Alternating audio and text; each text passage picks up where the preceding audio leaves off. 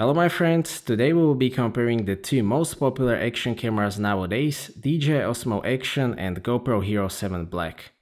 I am aware that this is probably not the first comparison of these two devices that you are watching, so this will just be my take on this topic, and I will focus on the usability of these two cameras for normal everyday shooting rather than POV action shooting, because I think that is how a lot of users are using these nowadays. GoPro has been on the top of the action camera market for a very long time. They definitely make very good action cameras that produce very nice footage. Having said that, since the introduction of Hero 5, we haven't seen that much innovation from GoPro apart from higher frame rates and improved electronic stabilization. Hero 7 Black is definitely a great action camera despite that, but it is kind of GoPro Hero 5.2 Black. Osmo Action is finally the first device that challenges GoPro with new features such as the front screen, HDR video, exposure bracketing, filter thread, Dewarp in 4K video, and so on. So let's take a look at whether it really is what people call a GoPro killer.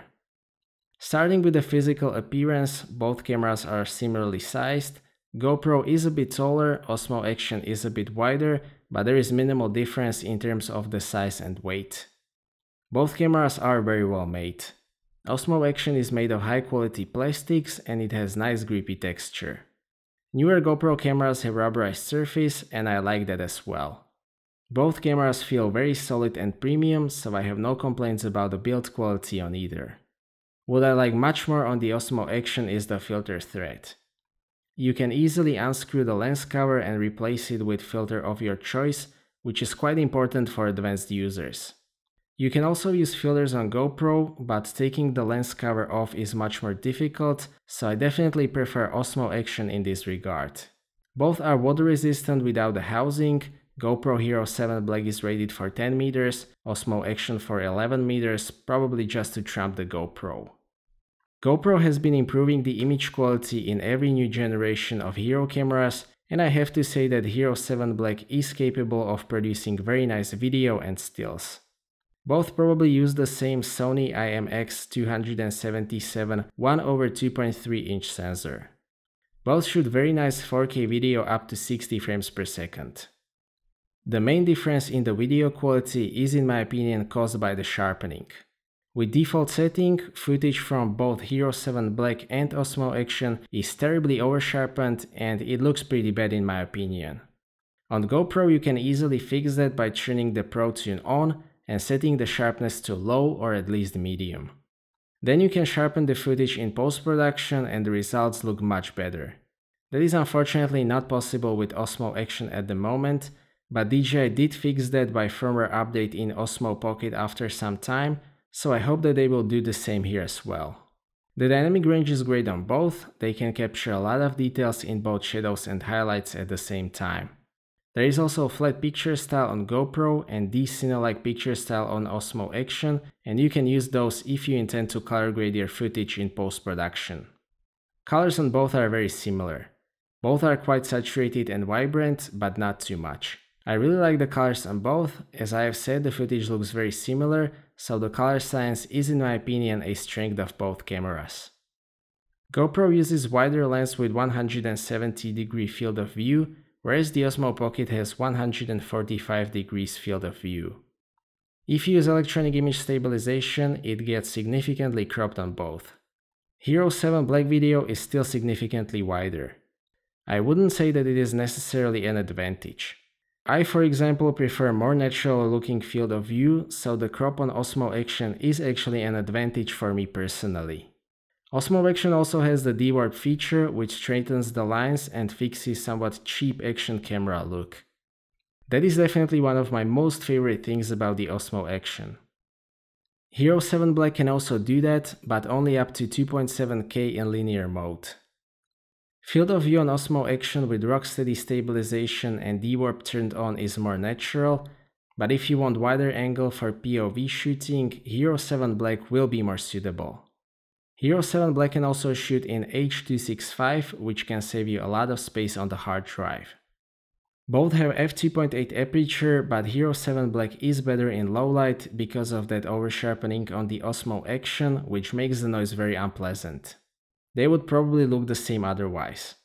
These action cameras are not really meant for low light shooting, but they are reasonably good apart from that over-sharpening on the Osmo Action. If you want small camera with the best low light capabilities, that is still the Osmo Pocket with f2 lens that can let through twice as much light. Osmo Action also has an option to shoot HDR video, which captures a lot of dynamic range, and the colors in this mode look great. Unfortunately, it is not possible to use HDR video and stabilization at the same time, but HDR probably provides the best image quality that you can get with the Osmo Action at the moment. Overall, I have to say that the video quality is significantly better on the Hero 7 Black just because of that option to lower the sharpening. If you view the footage on a smartphone or average 1080p monitor, you can forget it, it won't be visible. If you want a footage that you can blend with footage from your 4K mirrorless camera, it will make a big difference. DJI can fix this by firmware update, so I hope that they will do so as soon as possible. Image stabilization is a main selling point on both, and I will say right away that it is great on both. As I've said many times, stabilization makes a big difference in overall look of the footage, so I am glad that it is a priority for both DJI and GoPro. In the real world use, I don't think that the differences are that significant. Osmo Action is probably a bit better in some situations, but when it comes to walking, both are very similar and very good. If you are just trying to hold the camera still, both can do a great job and the footage will look like it was shot on a tripod. The baseline is that the efficiency of electronic image stabilization wouldn't be the main deciding point for me. Hero 7 Black can also stabilize 120 frames per second footage in 1080p, whereas the Osmo Action can only stabilize footage up to 60 frames per second. There is also a lag on screen if you have the Rocksteady turned on Osmo Action. I haven't found that to be an issue for me personally, but GoPro has no such problems. The stills quality is better on the Osmo Action. It probably has a bit better optics because of that field of view, and the images from Osmo are very detailed. Both can shoot RAW, so you have a lot of flexibility in post-production. Osmo Action can also fix the distortion in camera if you have the Dewarp feature turned on. GoPro shoots very nice stills as well, but there is a lot of distortion that is quite difficult to get rid of, so I much prefer Osmo Action for stills. It is also possible to do exposure bracketing with Osmo Action, so the camera will take 5 stills with different exposures, and then you can merge those into one picture in editing software such as Aurora HDR to get one image with big amount of information. Regarding the handling and the controls, that is an area where DJI beats GoPro by a significant margin.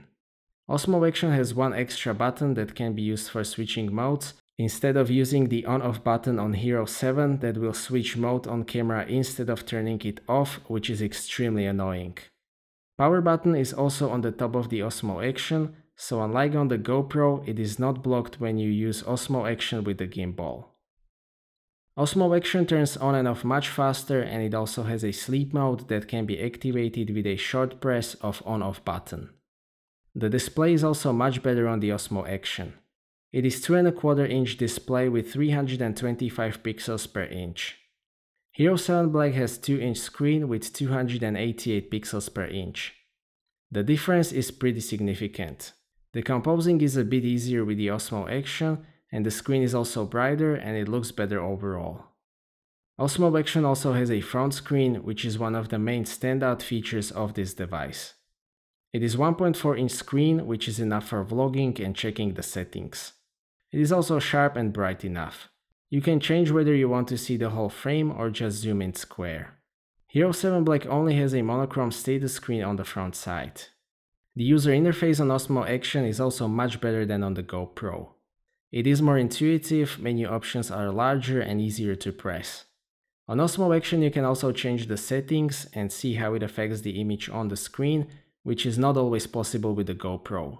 I especially like the video settings tab where you can change the settings manually and turn the Dewarp on and off.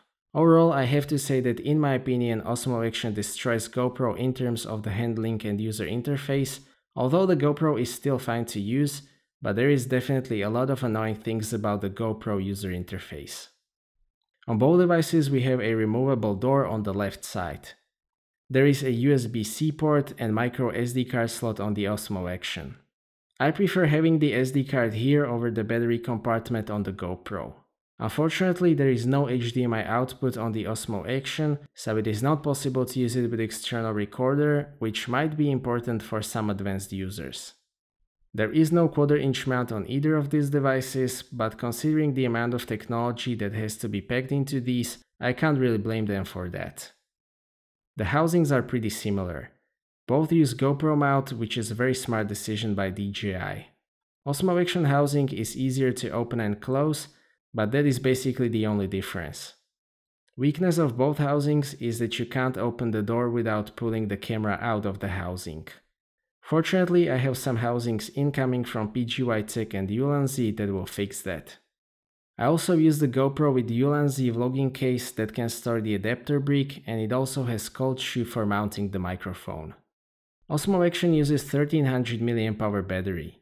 As I've said, the bottom part of the battery is also a part of the outer shell of the camera, so there is a gasket to keep the Osmo Action water resistant.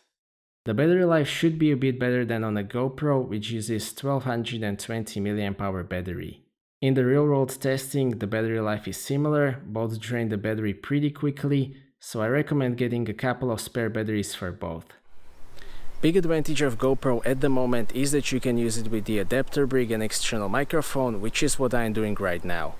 People usually criticize the adapter brick because it is large and overpriced, but to be fair, the sound quality that you can get out of this combination is really good. At the moment, I'm not aware of any possibility to use external microphone with Osmo Action, but I hope that will change in the future. One more category where the Osmo Action beats the GoPro is the smartphone app. I like the user interface on DJI Mimo app much more, and just like on the camera, I like that I can change the settings and see how it affects the image. There is also almost no lag with DJI Mimo app if you have RAW.Edited turned off. GoPro also has pretty good app, and I found both to be very stable. I don't use things such as quick stories, so I can't tell you much about those. So is the DJI Osmo Action that mythical GoPro killer? At the moment I have to say no, it is not. Osmo Action brings a lot of innovations such as the dual screen setup, Dewarp feature, HDR video, and so on. It beats the GoPro in a lot of categories such as the handling, user interface, display quality, smartphone app, and so on. Unfortunately, it cannot match the image quality of the Hero 7 Black because of that oversharpening at the moment. That won't be that big of a deal for consumer usage, especially if you watch the footage on your smartphone, but if you want to use action camera footage together with 4K footage from mirrorless camera, GoPro will provide much better image quality. Other things that keep Osmo Action from being the GoPro killer are the lag on screen if you are using RAW.Edited, and also the lack of options to use an external mic. It is actually possible to solve or at least improve most of that by firmware update, so I hope that DJI will continue improving Osmo Action, because they might be just firmware update away from having that GoPro killer. An important thing is that GoPro has to follow up on this, and they have to come out with GoPro Hero 8 Black, because Hero 5.3 might not be enough this time. So that's it for this video, thank you for watching, I hope that you liked this video and that you found it to be useful. Stay tuned for more videos and maybe consider subscribing if you don't want to miss my future content. I appreciate your feedback in form of thumbs up or thumbs down. If you would like to ask anything or share your opinion, please do so in the comment section, and see you next time.